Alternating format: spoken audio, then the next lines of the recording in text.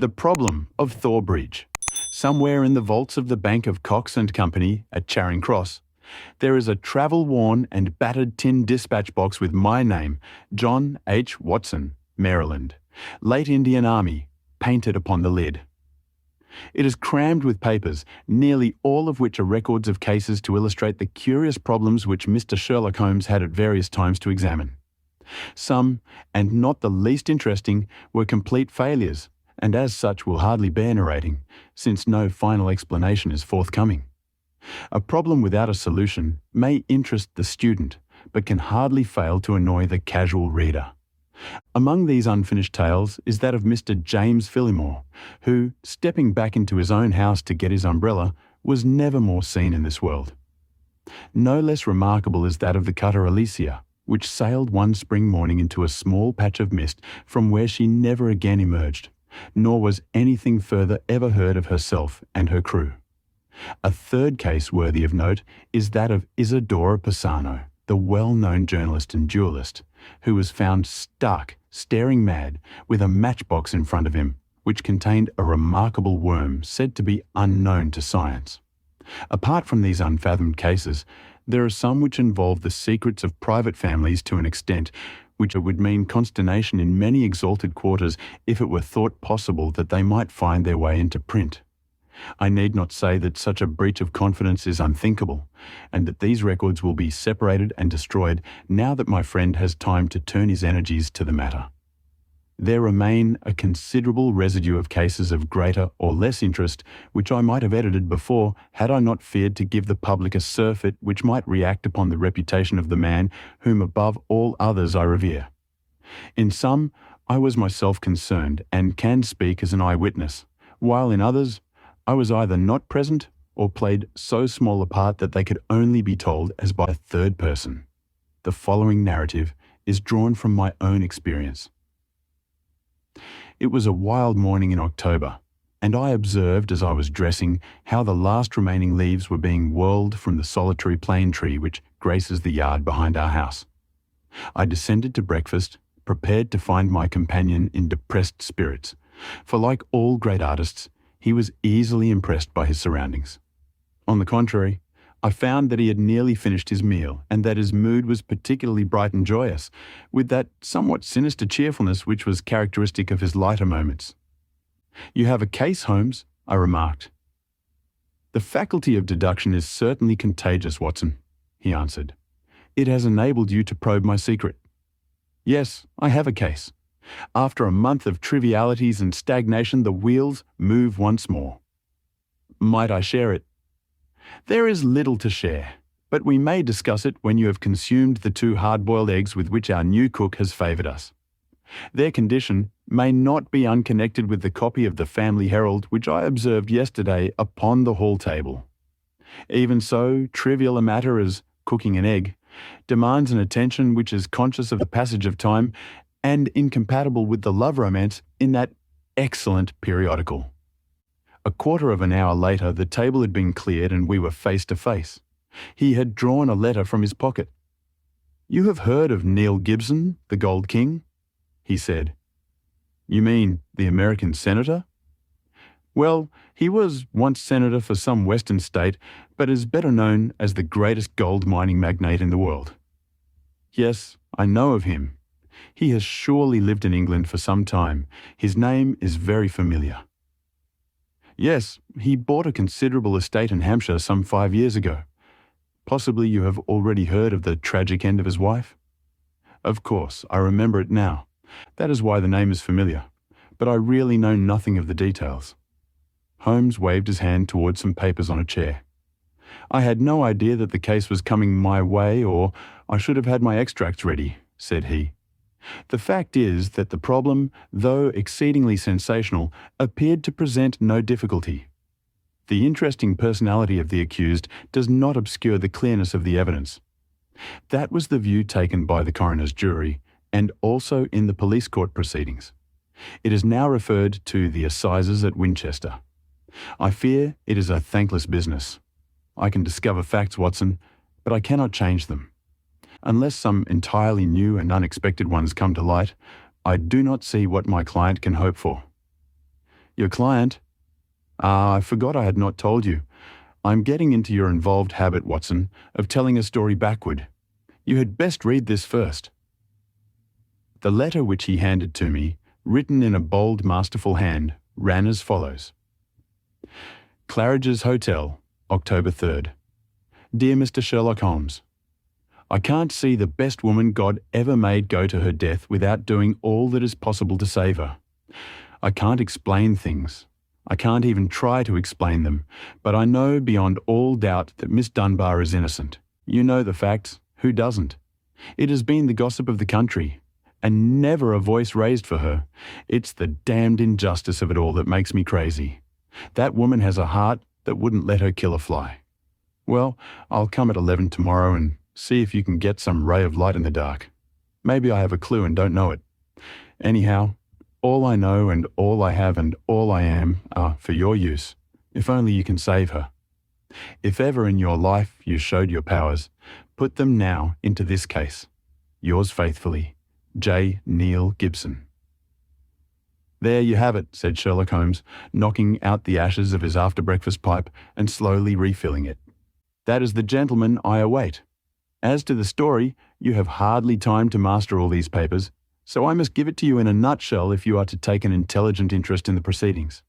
This man is the greatest financial power in the world, and a man, as I understand, of most violent and formidable character. He married a wife, the victim of this tragedy, of whom I know nothing save that she was past her prime, which was the more unfortunate as a very attractive governess superintended the education of 2 young children. These are the 3 people concerned, and the scene is a grand old manor house, the centre of a historical English state. Then as to the tragedy. The wife was found in the grounds nearly half a mile from the house, late at night, clad in her dinner dress, with a shawl over her shoulders and a revolver bullet through her brain. No weapon was found near her, and there was no local clue as to the murder. No weapon near her, Watson. Mark that. The crime seems to have been committed late in the evening, and the body was found by a gamekeeper about 11 o'clock, when it was examined by the police and by a doctor before being carried up to the house. Is this too condensed, or can you follow it clearly? It is all very clear. But why suspect the governess? Well, in the first place, there is some very direct evidence. A revolver with 1 discharged chamber and a caliber which corresponded with the bullet was found on the floor of her wardrobe. His eyes fixed and he repeated in broken words, on the floor of her wardrobe. Then he sank into silence, and I saw that some train of thought had been set moving, which I should be foolish to interrupt. Suddenly, with a start, he emerged into brisk life once more. Yes, Watson, it was found. Pretty damning, eh? So the 2 juries thought. Then the dead woman had a note upon her making an appointment at that very place and signed by the governess. How's that? Finally, there is the motive. Senator Gibson is an attractive person. If his wife dies, who more likely to succeed her than the young lady who had already by all accounts received pressing attentions from her employer? Love, fortune, power, all depending upon one middle-aged life. Ugly. Watson, very ugly. Yes, indeed, Holmes.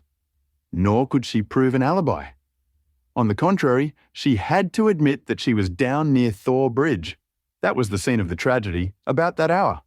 She couldn't deny it, for some passing villager had seen her there. That really seems final.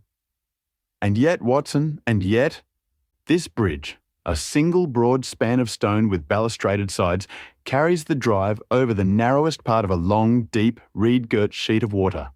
Thormere it is called. In the mouth of the bridge lay the dead woman. Such are the main facts. But here, if I mistake not, is our client, considerably before his time. Billy had opened the door, but the name which he announced was an unexpected one. Mr. Marlowe Bates was a stranger to both of us. He was a thin, nervous wisp of a man with frightened eyes and a twitching, hesitating manner. A man whom my own professional eye would judge to be on the brink of an absolute nervous breakdown. "You seem agitated, Mr. Bates," said Holmes. "Pray sit down. I fear I can only give you a short time, for I have an appointment at 11. I know you have our visitor gasped, shooting out short sentences like a man who is out of breath. Mr. Gibson is coming. Mr. Gibson is my employer. I am manager of his estate. Mr. Holmes, he is a villain, an infernal villain. Strong language, Mr. Bates. I have to be emphatic, Mr. Holmes, for the time is so limited. I would not have him find me here for the world. He is almost due now, but I was so situated that I could not come earlier. His secretary, Mr. Ferguson, only told me this morning of his appointment with you. And you are his manager? I have given him notice. In a couple of weeks I shall have shaken off his accursed slavery. A hard man, Mr. Holmes, hard to all about him. Those public charities are a screen to cover his private iniquities, but his wife was his chief victim. He was brutal to her. Yes, sir, brutal. How she came by her death I do not know, but I'm sure that he had made her life a misery to her. She was a creature of the tropics, a Brazilian by birth, as no doubt you know. No, it had escaped me. Tropical by birth and tropical by nature, a child of the sun and of passion. She had loved him as such women can love, but when her own physical charms had faded, I am told that they once were great, there was nothing to hold him. We all liked her and felt for her and hated him for the way that he treated her, but he is plausible and cunning. That is all I have to say to you. Don't take him at his face value. There is more behind. Now I'll go. No, don't detain me. He is almost due. With a frightened look at the clock, our strange visitor literally ran to the door and disappeared. Well, said Holmes, after an interval of silence. Mr. Gibson seems to have a nice loyal household, but the warning is a useful one, and now we can only wait till the man himself appears. Sharp. At the hour we heard a heavy step upon the stairs, and the famous millionaire was shown into the room. As I looked upon him, I understood not only the fears and dislike of his manager, but also the execrations which so many business rivals have heaped upon his head. If I were a sculptor and desired to idealize the successful man of affairs, iron of nerve and leathery of conscience, I should choose Mr. Neil Gibson as my model.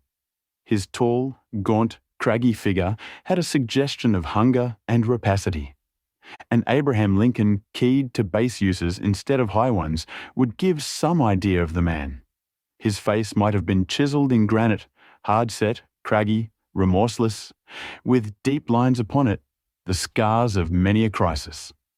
Cold grey eyes, looking shrewdly out from under bristling brows, surveyed us each in turn. He bowed in perfunctory fashion as Holmes mentioned my name, and then, with a masterful air of possession, he drew a chair up to my companion and seated himself with his bony knees almost touching him. Let me say right here, Mr. Holmes, he began, that money is nothing to me in this case. You can burn it if it's any use in lighting you to the truth. This woman is innocent, and this woman has to be cleared, and it's up to you to do it. Name your figure. My professional charges are upon a fixed scale, said Holmes coldly. I do not vary them, save when I remit them altogether. Well, if dollars make no difference to you, think of the reputation. If you pull this off, every paper in England and America will be booming you. You'll be the talk of 2 continents. Thank you, Mr. Gibson. I do not think that I am in need of booming. It may surprise you to know that I prefer to work anonymously, and that it is the problem itself which attracts me. But we are wasting time. Let us get down to the facts. I think that you will find all the main ones in the press reports. I don't know that I can add anything which will help you. But if there is anything you would wish more light upon, well, I am here to give it. Well, there is just one point. What is it? What were the exact relations between you and Miss Dunbar? The Gold King gave a violent start and half rose from his chair. Then his massive calm came back to him. I suppose you are within your rights, and may be doing your duty, in asking such a question, Mr. Holmes. We will agree to suppose so, said Holmes. Then I can assure you that our relations were entirely and always those of an employer towards a young lady whom he never conversed with or ever saw, save when she was in the company of his children. Holmes rose from his chair. "I am a rather busy man, Mr. Gibson," said he, "and I have no time or taste for aimless conversations. I wish you good morning." Our visitor had risen also, and his great, loose figure towered above Holmes. There was an angry gleam from under those bristling brows and a tinge of colour in the sallow cheeks. "What the devil do you mean by this, Mr. Holmes? Do you dismiss my case?" "Well, Mr. Gibson, at least I dismiss you. I should have thought my words were plain." "Plain enough. But what's at the back of it? Raising the price on me, or afraid to tackle it, or what? I've a right to a plain answer, right?" "Well, perhaps you have," said Holmes. "I'll give you one. This case is quite sufficiently complicated to start with without the further difficulty of false information." "Meaning that I lie?" "Well, I was trying to express it as delicately as I could, but if you insist upon the word, I will not contradict you."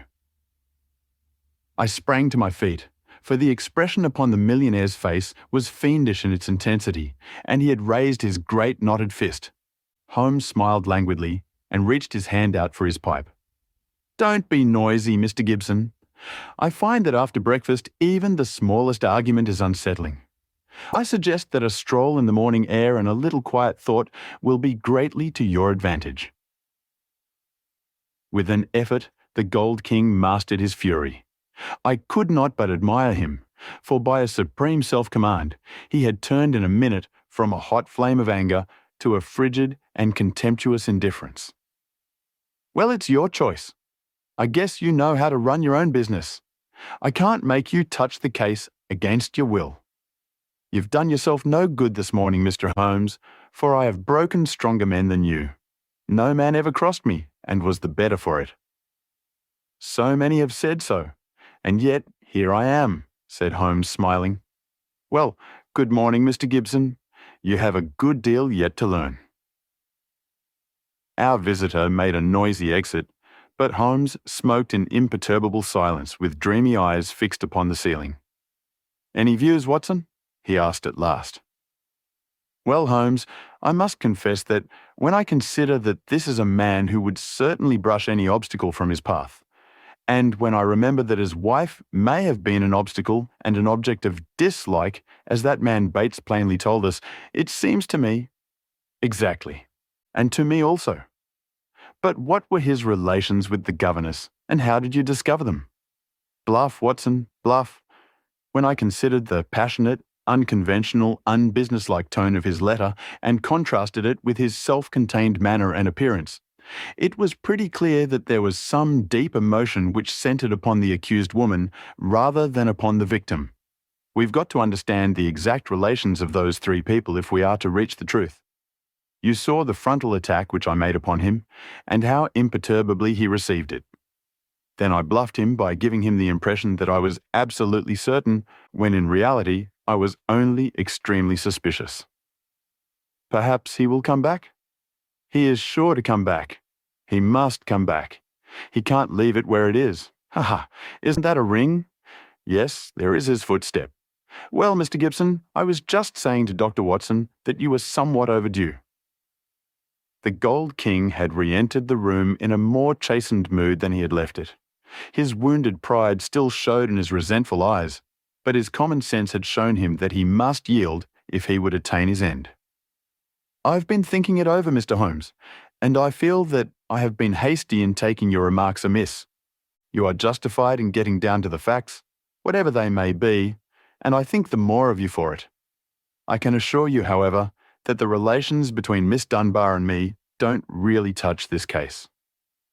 That is for me to decide, is it not?"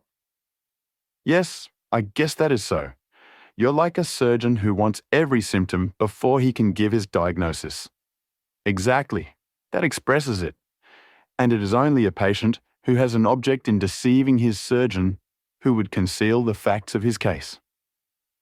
"That may be so, but you will admit, Mr. Holmes, that most men would shy off a bit when they are asked point blank what their relations with a woman may be, if there is really some serious feeling in the case. I guess most men have a little private reserve of their own in some corner of their souls where they don't welcome intruders, and you burst suddenly into it. But the object excuses you, since it was to try and save her. Well, the stakes are down and the reserve open, and you can explore where you will. What is it you want? The truth. The Gold King paused for a moment as one who marshals his thoughts. His grim, deep-lined face had become even sadder and more grave. I can give it to you in a very few words, Mr. Holmes, said he at last. There are some things that are painful as well as difficult to say, so I won't go deeper than is needful. I met my wife when I was gold hunting in Brazil.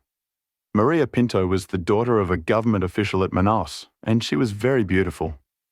I was young and ardent in those days, but even now, as I look back with colder blood and a more critical eye, I can see that she was rare and wonderful in her beauty.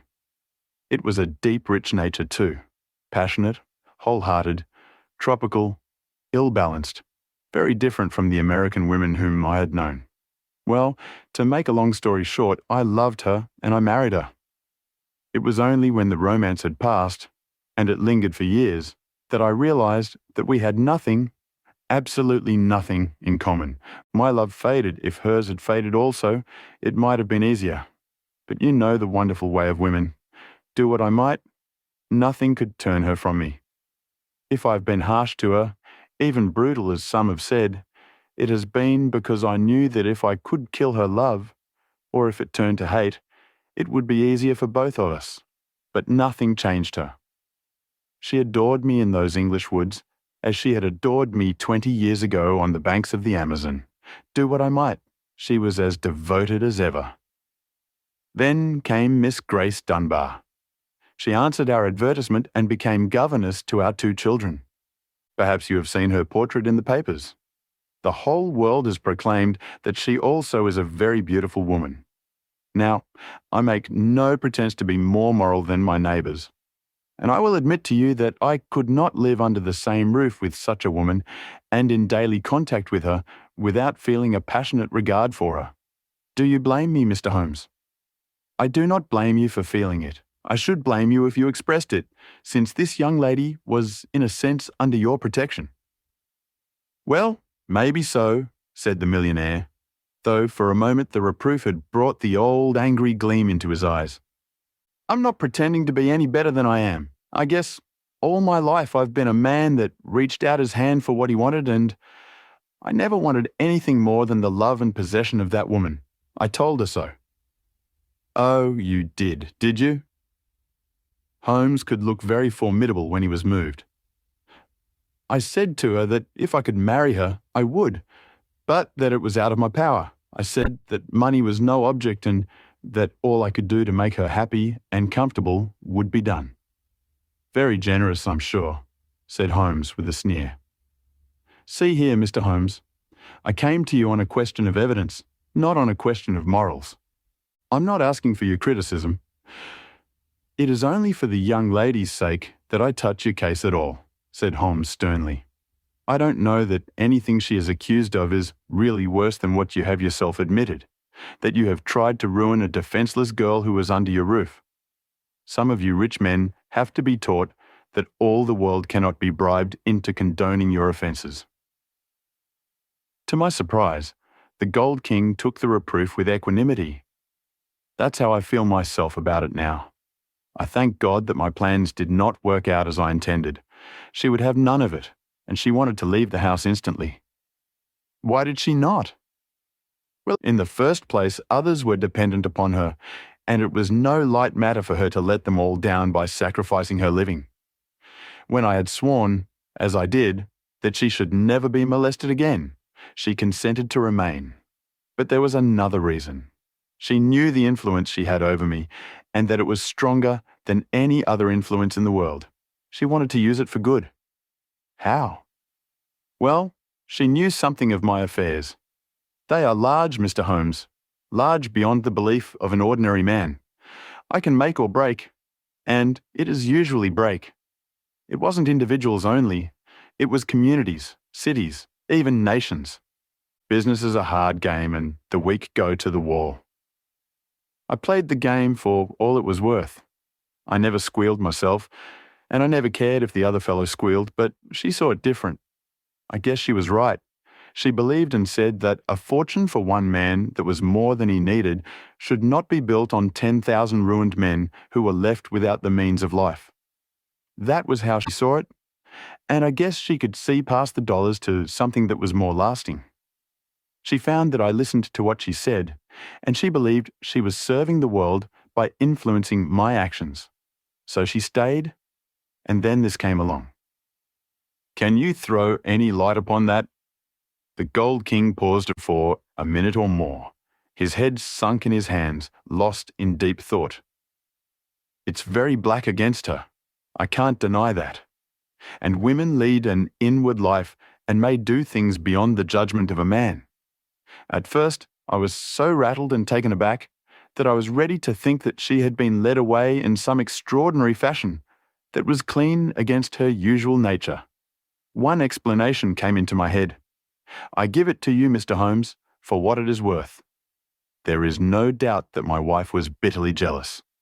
There is a soul jealousy that can be as frantic as any body jealousy, and though my wife had no cause, and I think she understood this, for the latter, she was aware that this English girl exerted an influence upon my mind and my acts that she herself never had. It was an influence for good, but that did not mend the matter. She was crazy with hatred, and the heat of the Amazon was always in her blood. She might have planned to murder Miss Dunbar, or we will say to threaten her with a gun, and so frighten her into leaving us. Then there might have been a scuffle and the gun gone off and shot the woman who held it. That possibility had already occurred to me, said Holmes.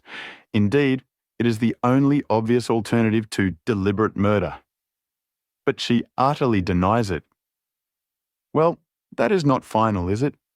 One can understand that a woman placed in so awful a position might hurry home still in her bewilderment holding the revolver. She might even throw it down among her clothes, hardly knowing what she was doing, and when it was found, she might try to lie her way out by a total denial, since all explanation was impossible. What is against such a supposition? Miss Dunbar herself? Well, perhaps. Holmes looked at his watch. I have no doubt we can get the necessary permits this morning and reach Winchester by the evening train. When I have seen this young lady, it is very possible that I may be of more use to you in the matter, though I cannot promise that my conclusions will necessarily be such as you desire.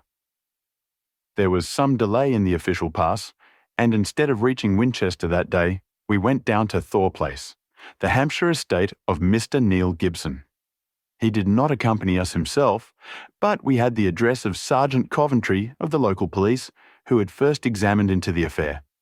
He was a tall, thin, cadaverous man, with a secretive and mysterious manner which conveyed the idea that he knew or suspected a very great deal more than he dared say. He had a trick, too, of suddenly sinking his voice to a whisper, as if he had come upon something of vital importance, though the information was usually commonplace enough.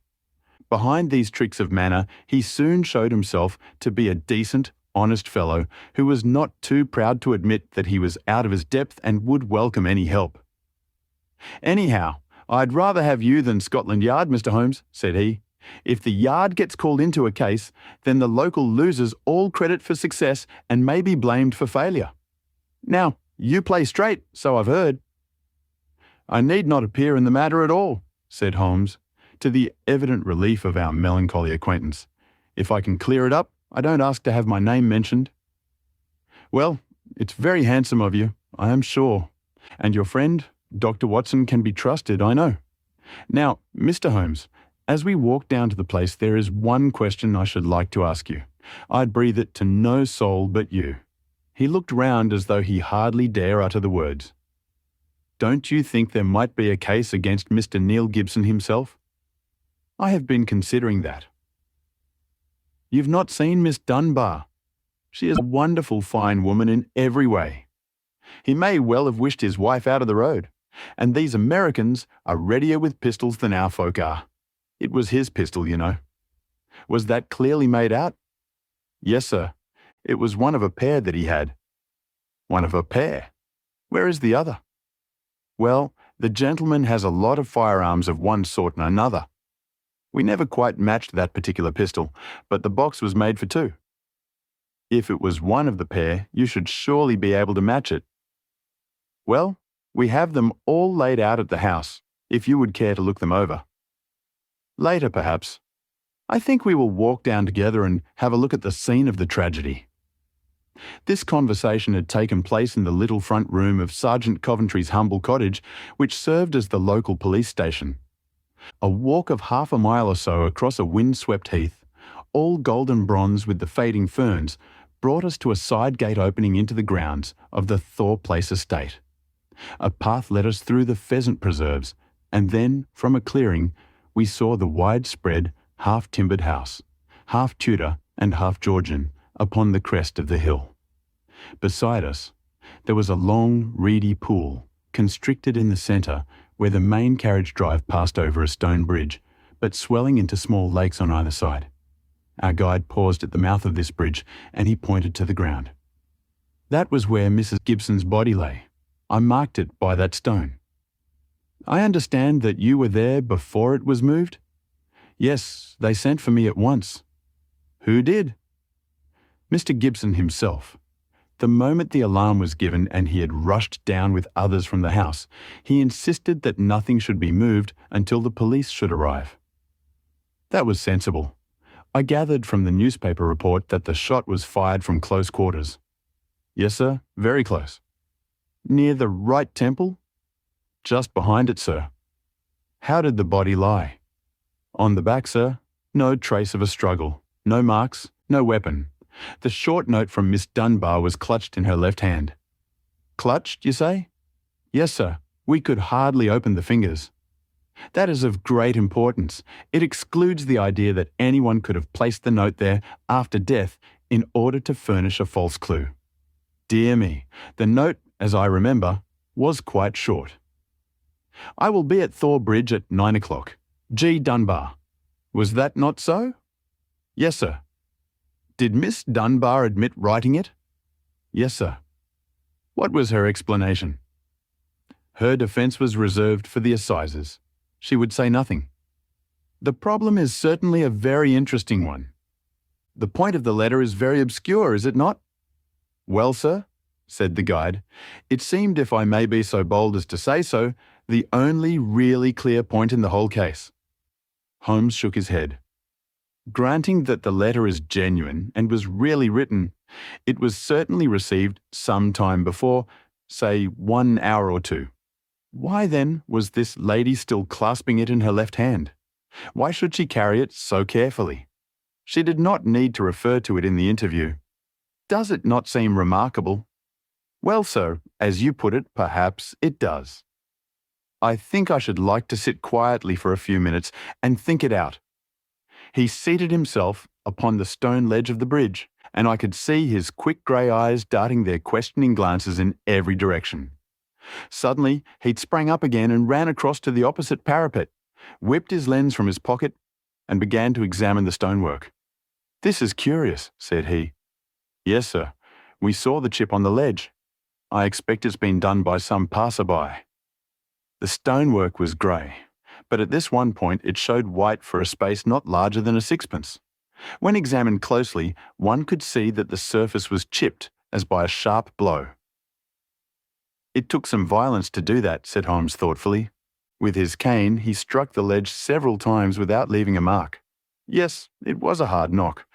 In a curious place too, it was not from above but from below, for you see that it is on the lower edge of the parapet. But it is at least 15 feet from the body.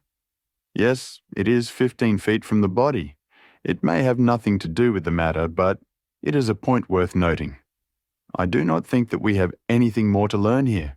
There were no footsteps, you say? The ground was iron hard, sir. There were no traces at all. Then we can go. We will go up to the house first and look over these weapons of which you speak. Then we shall get on to Winchester, for I should desire to see Miss Dunbar before we go farther. Mr. Neil Gibson had not returned from town, but we saw in the house the neurotic Mr. Bates who had called upon us in the morning. He showed us with a sinister relish the formidable array of firearms of various shapes and sizes which his employer had accumulated in the course of an adventurous life. "Mr. Gibson has his enemies, as anyone would expect who knew him and his methods," said he. "He sleeps with a loaded revolver in the drawer beside his bed. He is a man of violence, sir, and there are times when all of us are afraid of him. I am sure that the poor lady who has passed was often terrified." "Did you ever witness physical violence towards her?" "No, I cannot say that. But I've heard words which were nearly as bad, words of cold, cutting contempt, even before the servants." "Our millionaire does not seem to shine in private life," remarked Holmes as we made our way to the station. "Well, Watson, we have come on a good many facts, some of them new ones. And yet I seem some way from my conclusion. In spite of the very evident dislike which Mr. Bates has to his employer, I gather from him that when the alarm came he was undoubtedly in his library. Dinner was over at 8.30 and all was normal up to then. It is true that the alarm was somewhat late in the evening, but the tragedy certainly occurred about the hour named in the note. There is no evidence at all that Mr. Gibson had been out of doors since his return from town at 5 o'clock. On the other hand, Miss Dunbar, as I understand it, admits that she had made an appointment to meet Mrs. Gibson at the bridge. Beyond this, she would say nothing, as her lawyer had advised her to reserve her defence. We have several very vital questions to ask that young lady, and my mind will not be easy until we have seen her. I must confess that the case would seem to me to be very black against her, if it were not for one thing." "And what is that, Holmes?" "The finding of the pistol in her wardrobe." "Dear me, Holmes," I cried. "That seemed to me to be the most damning incident of all."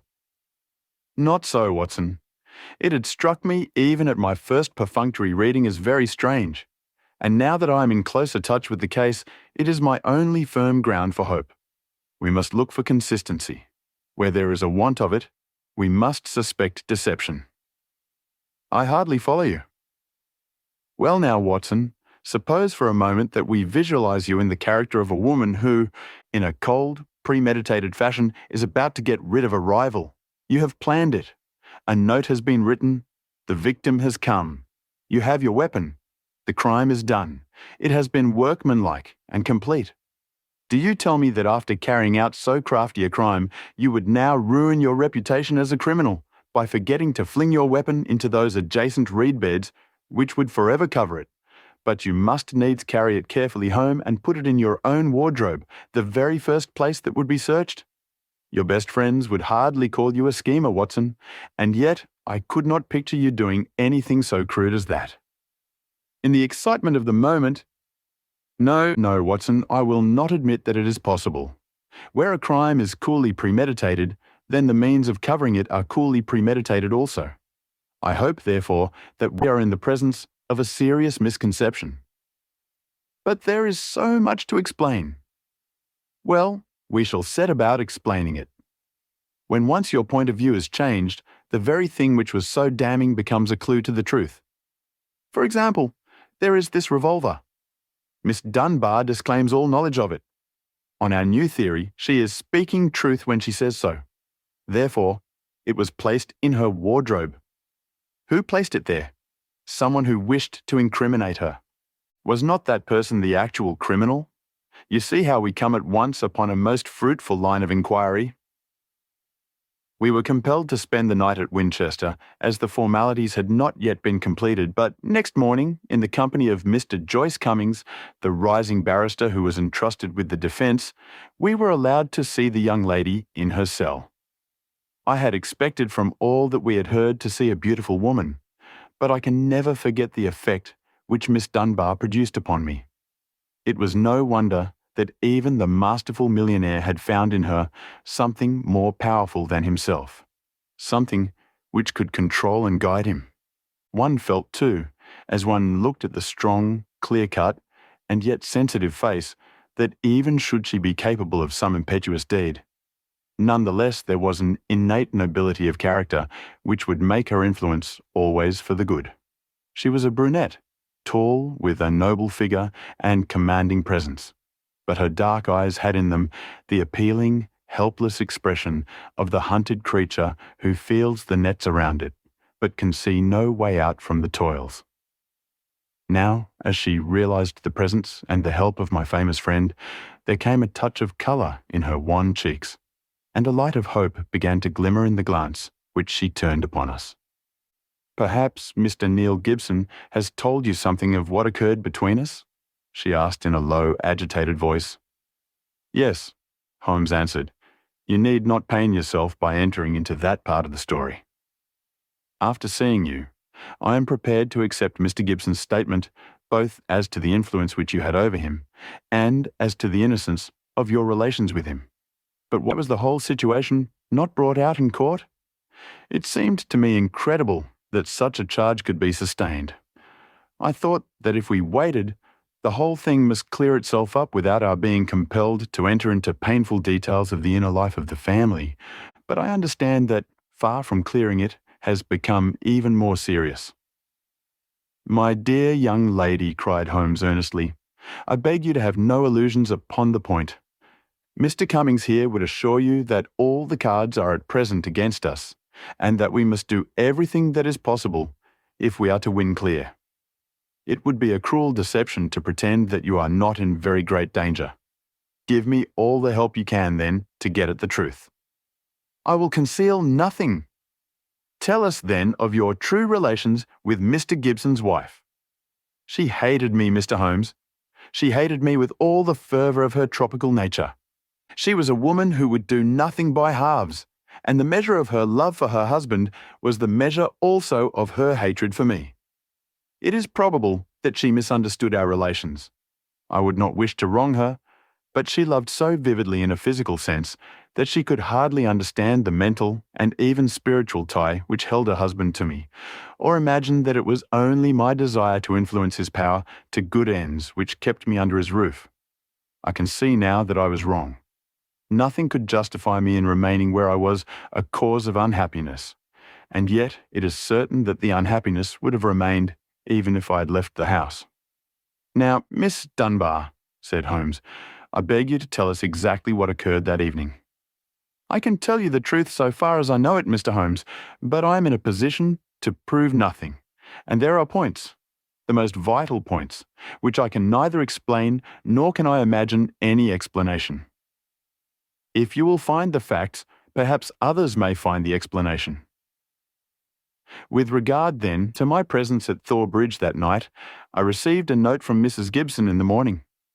It lay on the table of the schoolroom, and it may have been left there by her own hand. It implored me to see her there after dinner, said she had something important to say to me, and asked me to leave an answer on the sundial in the garden, as she desired no one to be in our confidence. I saw no reason for such secrecy, but I did as she asked, accepting the appointment. She asked me to destroy her note, and I burned it in the schoolroom grate.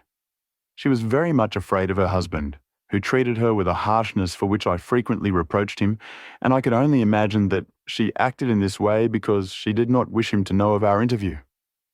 "Yet she kept your reply very carefully?" "Yes, I was surprised to hear that she had it in her hand when she died." "Well, what happened then?" "I went down as I had promised. When I reached the bridge, she was waiting for me. Never did I realize till that moment how this poor creature hated me. She was like a mad woman. Indeed, I think she was a mad woman, subtly mad with the deep power of deception which insane people may have. How else could she have met me with unconcern every day, and yet had so raging a hatred of me in her heart? I will not say what she said. She poured her whole wild fury out in burning and horrible words. I did not even answer. I could not. It was dreadful to see her. I put my hands to my ears and rushed away. When I left her, she was standing, still shrieking out her curses at me, in the mouth of the bridge, where she was afterwards found, within a few yards from the spot. And yet, presuming that she met her death shortly after you left her, you heard no shot?" "No, I heard nothing. But indeed, Mr. Holmes, I was so agitated and horrified by this terrible outbreak, that I rushed to get back to the peace of my own room, and I was incapable of noticing anything which happened. You say that you returned to your room. Did you leave it again before next morning? Yes, when the alarm came that the poor creature had met her death, I ran out with the others. Did you see Mr. Gibson? Yes, he had just returned from the bridge when I saw him. He had sent for the doctor and the police. Did he seem to you much perturbed? Mr. Gibson is a very strong, self-contained man. I do not think that he would ever show his emotions on the surface. But I, who knew him so well, could see that he was deeply concerned. Then we come to the all-important point. This pistol that was found in your room. Had you ever seen it before? Never, I swear it. When was it found? Next morning when the police made their search. Among your clothes? Yes, on the floor of my wardrobe, under my dresses. You could not guess how long it had been there. It had not been there the morning before. How do you know? Because I tidied out the wardrobe. That is final. Then someone came into your room and placed the pistol there in order to inculpate you. It must have been so. And when? It could only have been at mealtime or else at the hours when I would be in the schoolroom with the children. As you were when you got the note? Yes, from that time onward for the whole morning. Thank you, Miss Dunbar. Is there any other point which could help me in the investigation? I can think of none. There was some sign of violence on the stonework of the bridge, a perfectly fresh chip just opposite the body. Could you suggest any possible explanation of that? Surely it must be a mere coincidence. Curious, Miss Dunbar? Very curious. Why should it appear at the very time of the tragedy, and why at the very place? But what could have caused it? Only great violence could have such an effect. Holmes did not answer. His pale, eager face had suddenly assumed that tense, faraway expression which I had learned to associate with the supreme manifestations of his genius. So evident was the crisis in his mind that none of us dared to speak, and we sat, barrister, prisoner, and myself, watching him in a concentrated and absorbed silence. Suddenly he sprang from his chair, vibrating with nervous energy and the pressing need for action. "Come, Watson, come," he cried. "What is it, Mr. Holmes?" "Never mind, my dear lady. You will hear from me, Mr. Cummings. With the help of the God of Justice, I will give you a case which will make England ring. You will get news by tomorrow, Miss Dunbar. And meanwhile, take my assurance that the clouds are lifting, and that I have every hope that the light of truth is breaking through."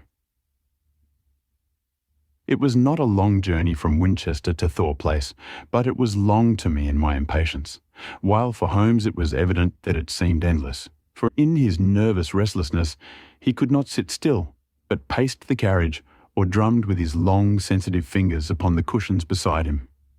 Suddenly, however, as we neared our destination, he seated himself opposite to me. We had a first-class carriage to ourselves, and laying a hand upon each of my knees, he looked into my eyes with the peculiarly mischievous gaze which was characteristic of his more imp-like moods. "Watson," said he, "I have some recollection that you go armed upon these excursions of ours. It was as well for him that I did so, for he took little care for his own safety when his mind was once absorbed by a problem, so that more than once my revolver had been a good friend in need. I reminded him of the fact. Yes, I am a little absent-minded in such matters, but have you your revolver on you?" I produced it from my hip pocket, a short, handy, but very serviceable little weapon. He undid the catch, shook out the cartridges, and examined it with care. "It's heavy, remarkably heavy," said he. "Yes, it is a solid bit of work." He mused over it for a minute. "Do you know, Watson," said he, "I believe your revolver is going to have a very intimate connection with the mystery which we are investigating." "My dear Holmes, you are joking." "No, Watson, I'm very serious.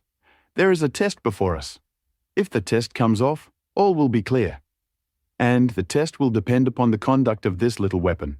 1 cartridge out. Now we will replace the other 5 and put on the safety catch. So, that increases the weight and makes it a better reproduction. I had no glimmer of what was in his mind, nor did he enlighten me, but sat lost in thought until we pulled up in the Little Hampshire station. We secured a ramshackle trap, and in a quarter of an hour were at the house of our confidential friend, the sergeant. "A clue, Mr. Holmes. What is it?" "It all depends upon the behaviour of Dr. Watson's revolver," said my friend. "Here it is. Now, officer, can you give me 10 yards of string?" The village shop provided a ball of stout twine. "I think that this is all we will need," said Holmes. "Now, if you please, we will get off on what I hope is the last stage of our journey." The sun was setting and turning the rolling Hampshire moor into a wonderful autumnal panorama. The sergeant, with many critical and incredulous glances, which showed his deep doubts of the sanity of my companion, lurched along beside us. As we approached the scene of the crime, I could see that my friend, under all his habitual coolness, was in truth deeply agitated. "Yes," he said, in answer to my remark, "you have seen me miss my mark before, Watson. I have an instinct for such things, and yet it has sometimes played me false. It seemed a certainty when first it flashed across my mind in the cell at Winchester. But one drawback of an active mind is that one can always conceive alternative explanations which would make our scent a false one. And yet, well, Watson, we can but try." As he walked, he had firmly tied one end of the string to the handle of the revolver.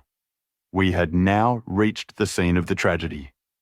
With great care, he marked out under the guidance of the policeman the exact spot where the body had been stretched.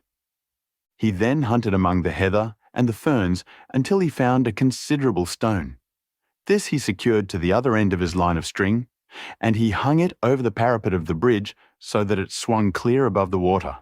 He then stood on the fatal spot, some distance from the edge of the bridge, with my revolver in his hand, the string being taut between the weapon and the heavy stone on the farther side. "Now for it," he cried. At the words, he raised the pistol to his head, and then let go his grip. In an instant, it had been whisked away by the weight of the stone, had struck with a sharp crack against the parapet, and had vanished over the side into the water. It had hardly gone before Holmes was kneeling beside the stonework, and a joyous cry showed that he had found what he expected. "Was there ever a more exact demonstration?" he cried. "See, Watson, your revolver has solved the problem." As he spoke, he pointed to a second chip of the exact size and shape of the first, which had appeared on the under edge of the stone balustrade. "We'll stay at the inn tonight," he continued as he rose and faced the astonished sergeant. "You will, of course, get a grappling hook, and you will easily restore my friend's revolver.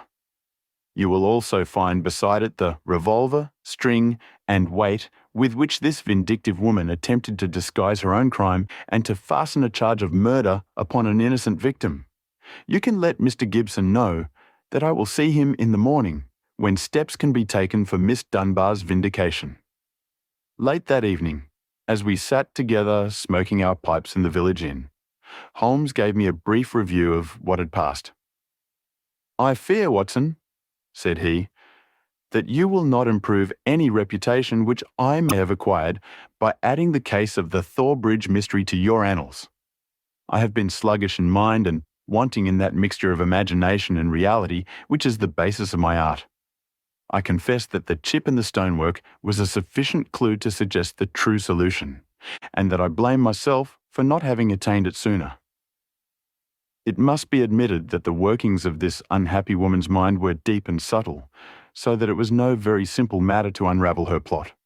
I do not think that in our adventures we have ever come across a stranger example of what perverted love can bring about. Whether Miss Dunbar was her rival in a physical or in a merely mental sense seems to have been equally unforgivable in her eyes. No doubt she blamed this innocent lady for all those harsh dealings and unkind words with which her husband tried to repel her too demonstrative affection. Her first resolution was to end her own life. Her second was to do it in such a way as to involve her victim in a fate which was worse far than any sudden death could be. We can follow the various steps quite clearly, and they show a remarkable subtlety of mind. A note was extracted very cleverly from Miss Dunbar, which would make it appear that she had chosen the scene of the crime. In her anxiety that it should be discovered, she somewhat overdid it by holding it in her hand to the last. This alone should have excited my suspicions earlier than it did. Then she took one of her husband's revolvers. There was, as you saw, an arsenal in the house and kept it for her own use. A similar one she concealed that morning in Miss Dunbar's wardrobe after discharging one barrel, which she could easily do in the woods without attracting attention. She then went down to the bridge where she had contrived this exceedingly ingenious method for getting rid of her weapon. When Miss Dunbar appeared, she used her last breath in pouring out her hatred, and then, when she was out of hearing, carried out her terrible purpose. Every link is now in its place, and the chain is complete. The papers may ask why the mere was not dragged in the first instance, but it is easy to be wise after the event, and in any case, the expanse of a reed-filled lake is no easy matter to drag unless you have a clear perception of what you are looking for and where. Well, Watson, we have helped a remarkable woman and also a formidable man. Should they in the future join their forces, as seems not unlikely, the financial world may find that Mr. Neil Gibson has learned something in that schoolroom of sorrow where our earthly lessons are taught.